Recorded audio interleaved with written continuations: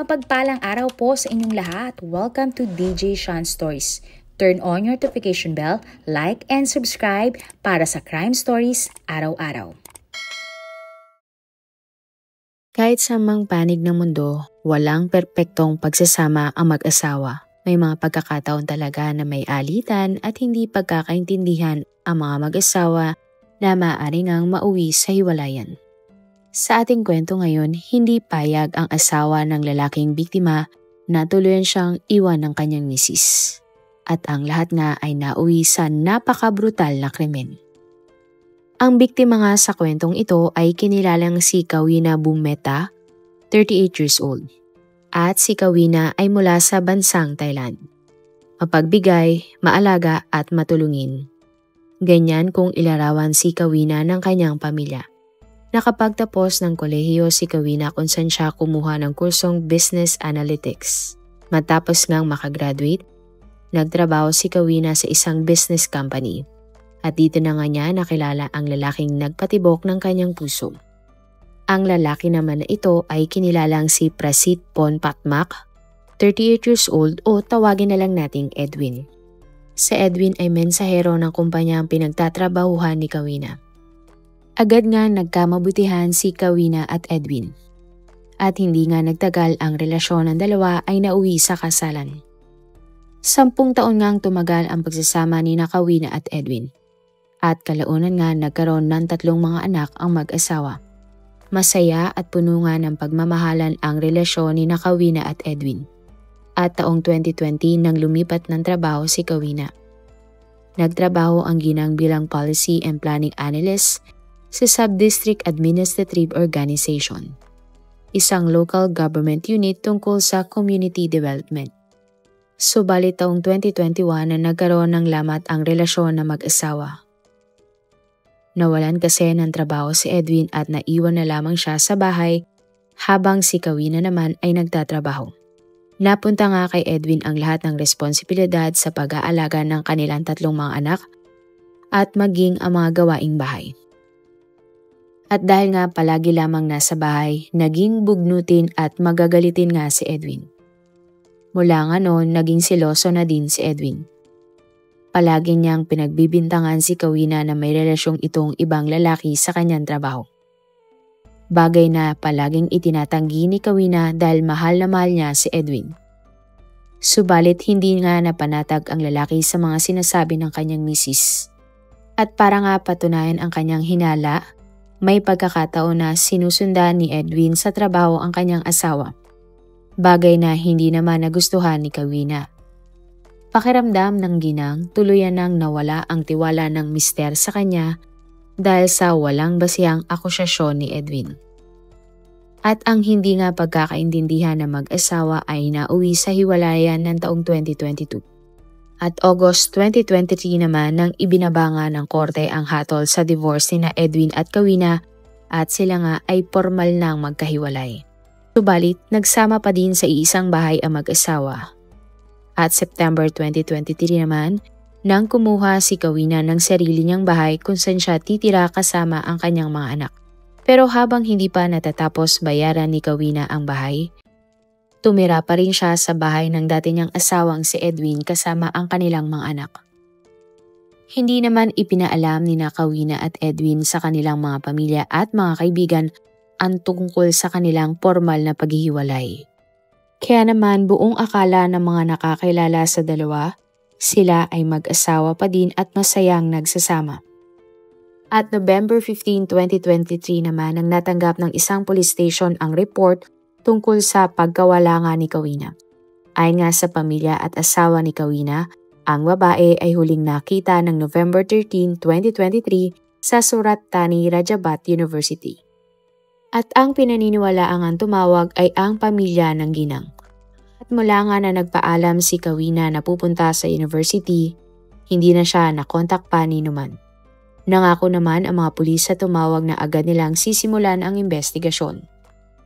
At November 16, 2023 naman nang nakatanggap ng sulat ang mga magulang ni Kawina mula sa babae. At ayon nga sa sulat, umalis na si Kawina dahil sa kanyang kagustuhan na lumayo sa kanyang pamilya.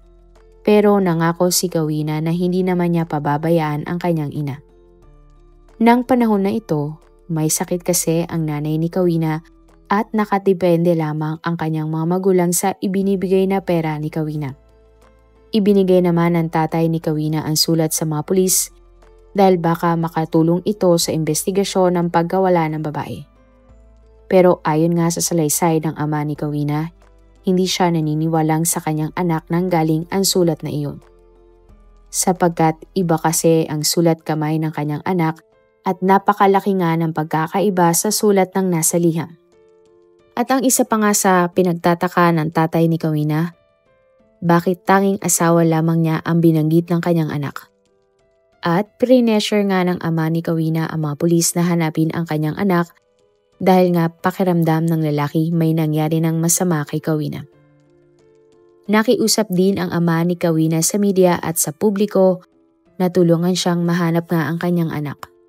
Bukod sa tatay ni Kawina, isa din sa mga nanawagan sa media ay ang dating asawa ni Kawina na si Edwin. Nagsumamo nga si Edwin sa media at publiko at hiningi ang tulong ng lahat para mahanap ang kanyang asawa. Pinapunta naman ng mga pulis si Edwin sa police station para kunan siya ng salaysay tungkol sa kanyang asawa. At sinabi nga ni Edwin sa mga pulis na ng November 13 ng gabi, inihatid niya si Kawina sa universidad dahil makikipagkita ang kanyang asawa sa kanyang mga kaibigan na tutulungan niya sa thesis. Naawa nga ang publiko kay Edwin dahil sa pinagdadaanan niya sa pagkawala ng kanyang misis. Sunod naman na kinausap ng mga pulis ang mga katrabaho ni Kawina. Ayon nga sa boss ni Kawina, wala namang problema ang babae sa kanyang trabaho. At lilipat na nga sa mas magandang departamento si Kawina at excited na nga ang babae sa bago niyang trabaho. Ayon nga sa mga katrabaho ng ginang, November 13, 2023, nang nakatakda nga silang kumain sa labas dahil ililibre dapat nila si Kawina. Ngunit hindi nila nakontak pa ang babae hanggang sa matapos nga ang araw na iyon. Ayon naman sa mga balita, ang nanay ni Edwin ay lumapit sa mga manghuhula para tanungin kung nasaan nga ba ang kanyang manugang.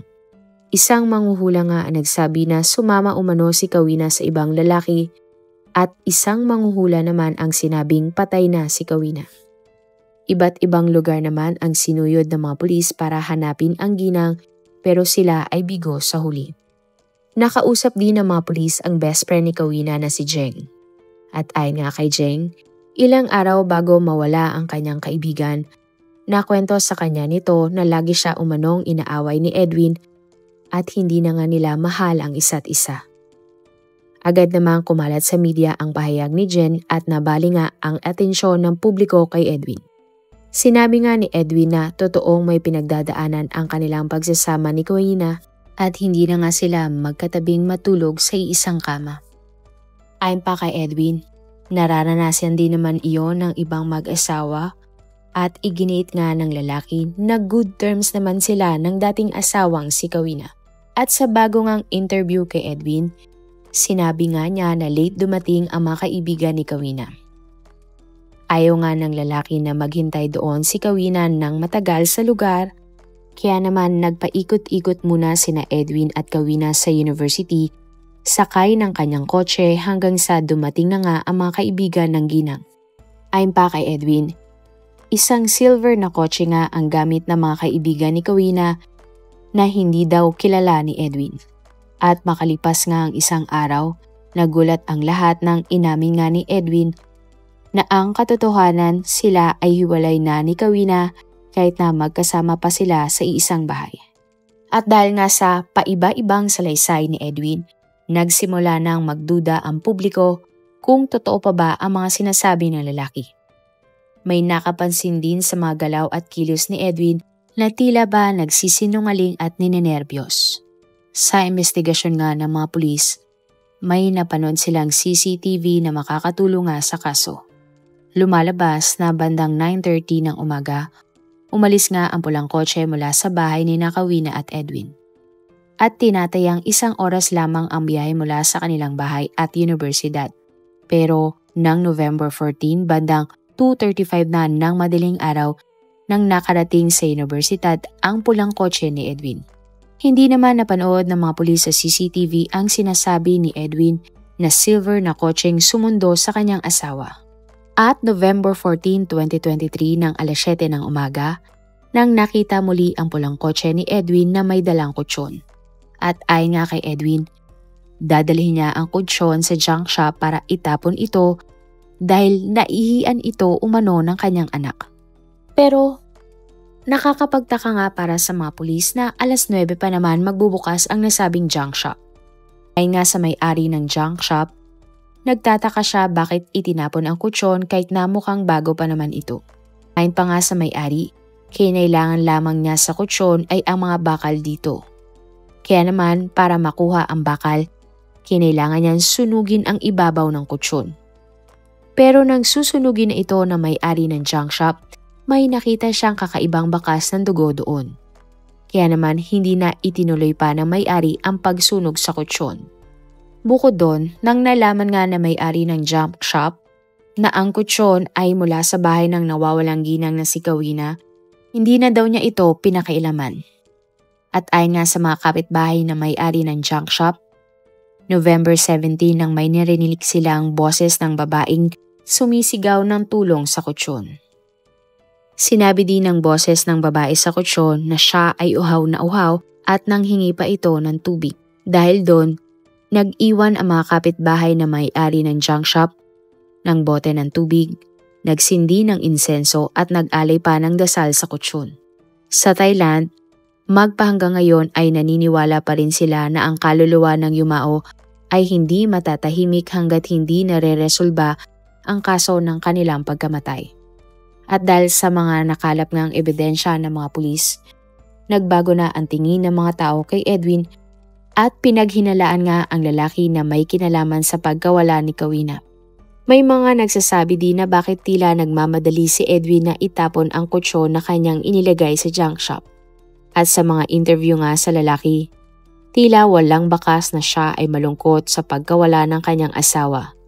Hindi rin mabasa sa kanyang muka ang pag-aalala. November 25, 2023 nang nasagot na nga ang lahat ng katanungan tungkol sa pagkawala ni Kawina. Sapagkat ng araw na ito bandang 4:30 ng hapon, nang natanggap ng mga pulis ang reklamo tungkol sa mabahong amoy na nagmumula sa kanal na 39 kilometers ang layo mula sa bahay ni Kawina at Edwin. Ayon pa nga sa mga residente, nakakabahala na nga ang amoy dahil may naghuhukay doon ng mga aso. May nagsabi naman na nakita niya ang isang lalaki na nagbuhos ng semento sa kanal. At sa pagkakaalala nga ng residenteng witness, kamukha umano ni Edwin ang lalaki na nagtapon ng semento dahil napanood niya ang lalaki sa telebisyon. Dali-dali namang nagpunta ang mga pulis sa lugar at nag-imbestiga sa kanal. Tinibag nila ang semento na nasa kanal. At nang natibag na nga nila ang lahat ng semento, tumambad sa mga pulis ang isang labi ng babae. At ang babae ay kinilalang ang nawawalang misis na si Kawina. At dahil sa nadiskubre nga ng mga pulis, agad nilang pinatawag si Edwin. Subalit inulit lamang ni Edwin ang una nitong salaysay na sinundo nga si Kawina ng dalawa niyang mga kaibigan at sumakay sila sa silver na kotse.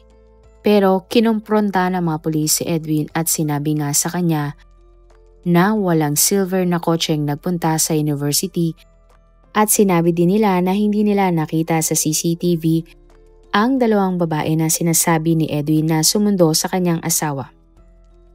At ilang oras ngang tumagal ang interogasyon ng mga pulis kay Edwin. Maya-maya pa, sa wakas ay umamin na nga si Edwin sa nangyaring krimen. At ayon kay Edwin, November 13, 2023 ng gabi na nag-away sila ni Kawina dahil pakiramdam ni Edwin may karelasyong ibang lalaki ang kanyang asawa. Sinabi din ni Edwin na nilalait siya ni Kawina kaya nagdilim ang paningin niya ng mga oras na iyon at sinakal niya ang dati niyang asawa. At nang madaling araw, dinala umano ni Edwin ang labi ng dati niyang asawa sa loob ng kanyang kotse at naghanap ng pagtatapunan nito.